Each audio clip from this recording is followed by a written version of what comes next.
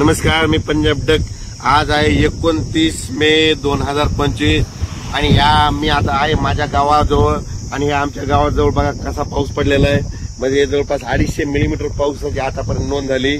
इतका पाऊस म्हणजे पावसाळ्यात दरवर्षी पावसाळ्यात अर्धा पडतो आणि या ठिकाणी पाहू शकता म्हणजे वापसा होणं तर शक्यच नाही। आणि या ठिकाणी आपल्या महाराष्ट्राच्या शेतकऱ्याला एक आनंदाची बातमी देणार आहे, कारण की इतका पाऊस पडायला मग हे बंद कधी होणार आहे।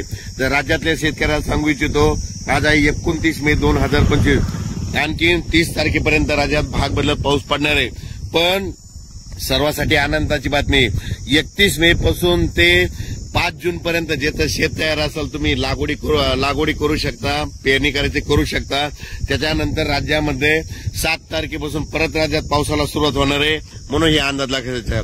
7 जूनला परत वाढणार आहे, 8ला त्याच्यापेक्षा वाढत आहे, 9, 10, 11 असं वाढत जाणार आहे, म्हणून हे अंदाज लक्षात घ्यायचा।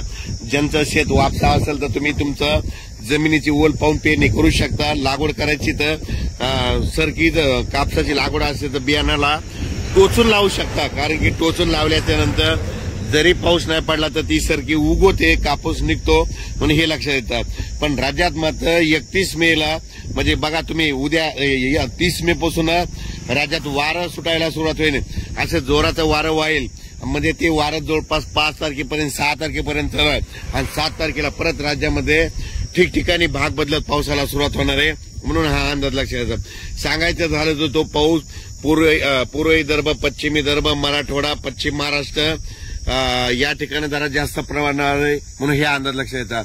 उत्तर महाराष्ट्रात देखील पाऊस राहणार आहे, म्हणून हे देखील लक्षात येतात। पण सांगायचं झालं तर म्हणजे 31 मे पासून ते कंप्लीट 6 जून पर्यंत हवामान कोरडं राहणार आहे, सूर्यदर्शन घडणार आहे, म्हणून हे देखील सर्वांना लक्षात येतात।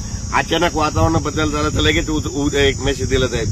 पण राज्यात मात्र 31 मे पासून ते 6 जून पर्यंत हवामान कोरडं राहणार आहे, म्हणून हा अंदाज लक्षात घ्यायचा। शेत दुरुस्त असेल तर तुम्ही तुमच्या जमिनीची ओल पहा, पेरणी होत असेल तर पेरा, म्हणजे मूग पेरायला जमतं, उडीद देखील पेरायला जमतं। मूग पेरल्यानंतर उगवतं, उडीद निघतो। फक्त सोयाबीन पेरल्याच्या नंतर काय होतं, त्याला एखादा शिपका पाऊस लागतो।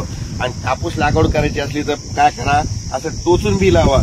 टोचून बी लावल्याच्या नंतर पाऊस जरी नाही पडला तर ते कापूस निघतो, म्हणून हे लक्षात यायचं। अचानक वातावरण बदल झाला तर उद्या लगेच एक मेसेज दिला जाईल। धन्यवाद।